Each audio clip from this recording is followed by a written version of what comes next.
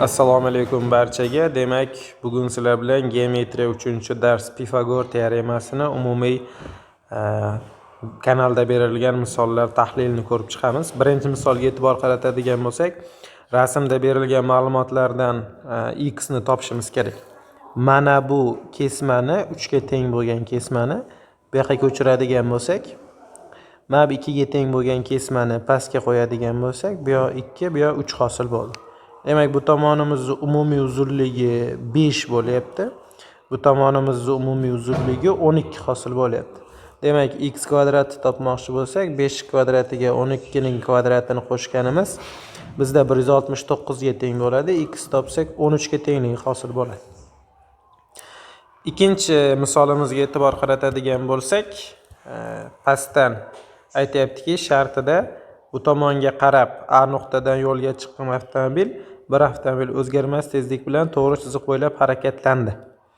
B nuqtaga yetib bordi deyapti. Demak, A nuqtadan chiqib B nuqtaga yetib borgan. Keyin aytayapti, B nuqtasiga kelgan yo'lga tik yo'nalishda xuddi shu tezlikda t vaqt harakat qildi. Demak, tepaga qarab t vaqt harakat qilgan va C nuqtaga borgan. Endi aytayapti, mana bu yo'nalishni, ya'ni AC ni 39 daqiqada yetib borishi mumkin bo'lgan masofaga aslida necha daqiqada bosib o'tgan deyapti. Xo'p, bu yoqqa v tezlik bilan 39 minut sarflagan, bu yoqqa v tezlik bilan 15 minut sarflagan, bu yoqqa v tezlik bilan t minut sarflagan. Bundan kelib chiqadiki, 15 kvadratiga t kvadratni qo'shganimiz 39 ni kvadratiga teng bo'lyapti. T kvadrat topsak 39 minus 15 u 39 plus 15 hosil bo'ladi. T kvadrat topadigan bo'lsak, bu yerda 24 ko'paytirilgan 54 chiqadi. Biz uni 6 kara 4 u 9 kara 6 deb yozadigan bo'lsak, 2 ta 6 dan bitta 6, 3 2 hosil bo'ladi. Ya'ni 36 sekund ketgan. Bunaqasiga 36 sekund ketgan bo'lsa, bunaqasiga 15 sekund ketgan bo'lsa, 36 ga 15 qo'shsak 51 o'sha sekund emas, daqiqa vaqt ketganligi kelib chiqadi. Keyingisiga e'tibor qaratamiz. Quyida berilgan ma'lumotlarga ko'ra, BD plus DC ning yig'indisi olishi mumkin bo'lgan eng kichik qiymati nechiga teng deyapti bu yoqda. Bunda mana burchakka alfa desak, bu yoq ham alfa hosil bo'ladi. O'xshashlikdan foydalansak,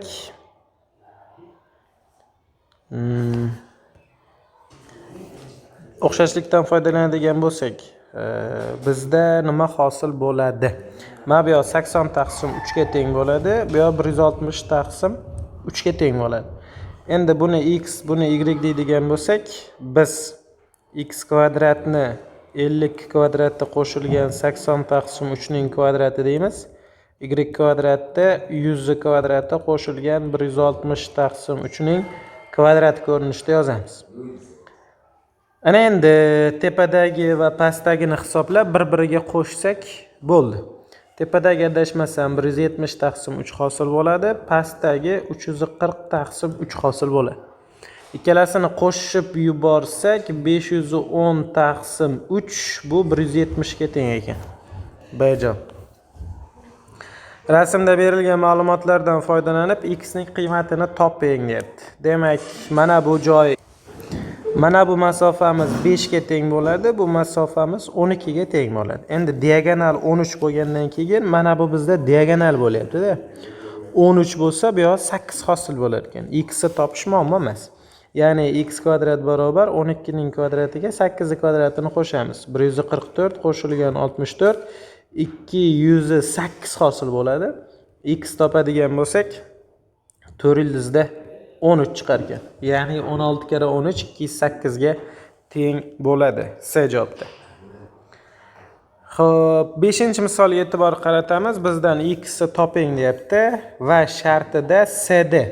CD mana bu yoqni n deydigan bo'lsak, AF mana bu yoqni m deydigan bo'lsak, n dan m ni ayirganimiz 4 ga teng ekan.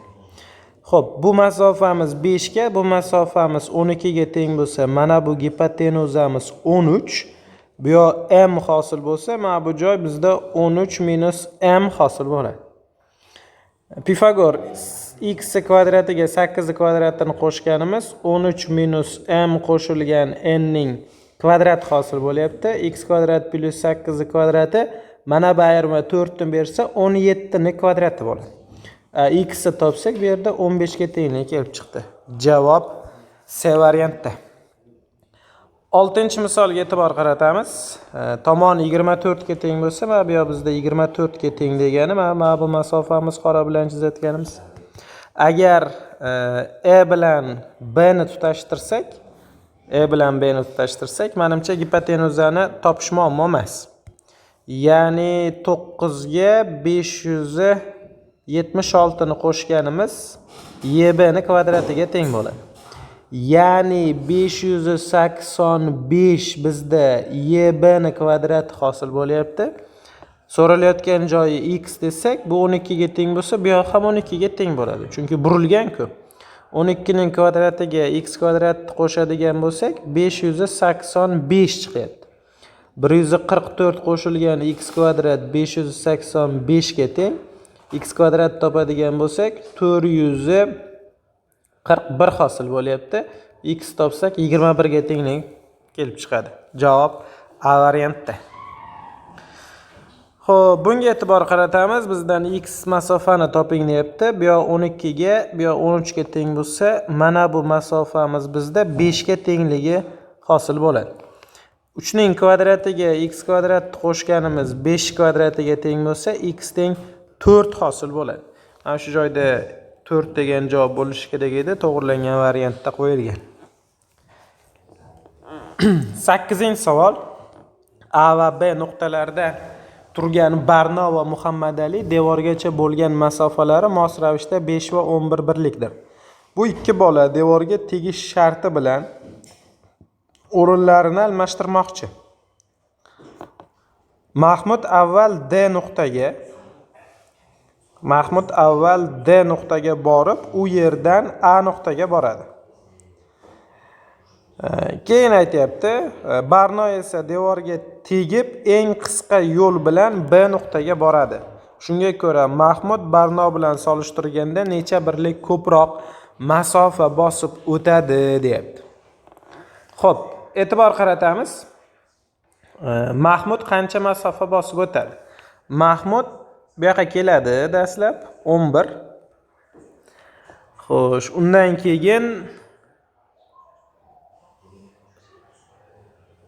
keyin endi qaraymiz. Mahmud bunaqasiga yana yurganda, D'dan A ga qarab. Bu masofamiz necha bizda? 13 ga teng. Demak, Mahmud 11 plus 13 24 metr masofa bosib o'tgan. Xo'p, Barno nima qilgan? Barno mana bu joyga kelganda keyin bu yoqqa qarab ketgan. Shuni topishimiz kerak. Xo'p. Buning uchun nima qilamiz? Buning uchun Barno yurgan yo'l, xo'sh, mana bu yoqqa kelgan x, keyin bu yoqdan bu yoqqa qarab yurgan y.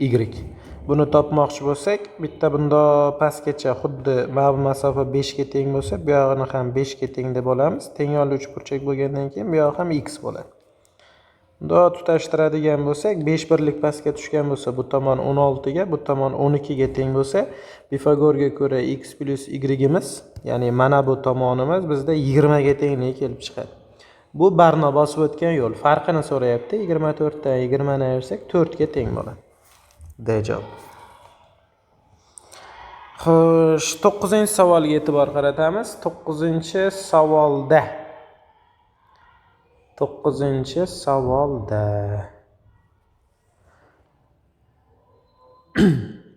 berilgan o'sha buklashga doir masala ekan. Buklashga doir masala xo'sh, nimada ko'p tushar edi attestatsiyada. Xo'p, mana bu masofa x ga teng bo'lsa, bu masofamiz 12 minus x bo'ladi. Demak, buni buklaganimizda 12 minus x masofamiz mana bu joyga o'tadi-da, 12 minus x. Bu 9 bo'lsa, bu yoq 9 ligicha turaveradi. Bitta Pifagorni qo'llasak bo'ldi. Ya'ni x kvadratga 9 kvadratini qo'shganimiz 12 minus x kvadratiga teng ekan. Bundan x kvadrat plus 81 144 ayrilgan 24x qo'shilgan x kvadrat bo'ladi. X kvadratlar ketsa 24 ta x imiz 144 dan 81 ayirsak 63 hosil bo'ladi adashmasam. X ni topadigan bo'lsak 60 taqsim 24 3 ga qisqartirsak 21 taqsim 8. Bunaqa javob C variantda.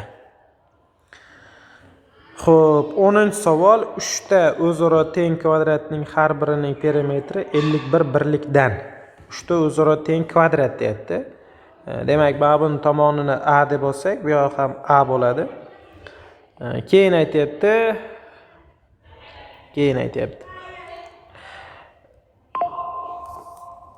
Teng tomonli uchburchakning bir tomoniga bittadan. Demak, teng tomonli bo'lganligi uchun tomonlarni B ga teng desak bo'ladi.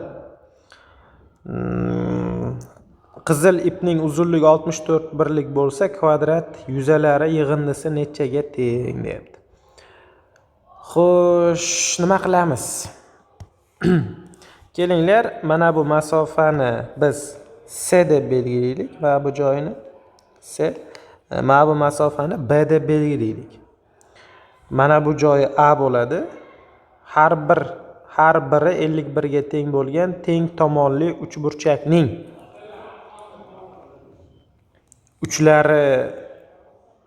uchburchakning tomonlariga bittadan kvadrat. Bittadan bir ustma-ust tushadigan qilib yopishtirilgan. Shartiga tushun. 3 ta o'zaro teng kvadratning har biri perimetri 51 bo'lgan. Perimetrini 51 deyapti ekan. Demak, C plus A ni 3 ga ko'paytirganimiz 51 ga teng bo'lsa, C plus A ni topsak 17 hosil bo'ladi. Bundan C ni topadigan bo'lsak 17 minus A chiqdi. Ana endi qaraymiz. Bitta A, ikkita A, 3 ta, 4 ta, 5 ta, 6 ta bor. 6 ta A qo'shilgan. B dan nechta bor bu yerda? 3 ta bor. B bor, B bor. 3B imiz 69 ga teng ekan. Shartida aytgan ipning uzunligi 69. Bundan B ni 3 ga bo'lib yuborsak, 2 ta A qo'shilgan B imiz 21 ga teng. B ni topsak 21 minus 2 A hosil bo'ladi. Mana bu yoq A ga teng, demak A kvadrat qo'shilgan C kvadrat B kvadratga teng bo'lsa, hammasini A ga bog'lab olsak bo'ldi-da. A kvadrat plus 17 minus A ning kvadrati B kvadrat o'rniga 21 minus A ning kvadrati hosil bo'ldi. Buni yechadigan bo'lsak, adashmasam A 5 desak 11. Xo'sh, A imiz 24 hosil bo'lyapti adashmasam. Mana bu joy 23 bo'ladi-yu. A imiz 24 va 5 hosil bo'lar ekan. 24 yechim bo'lmaydi, 5 yechim bo'ladi. Bizdan kvadratning yuzlari yig'indisini toping. 3 ta kvadratni so'rayapti. 3 ko'paytirilgan 25, 75 hosil bo'ladi.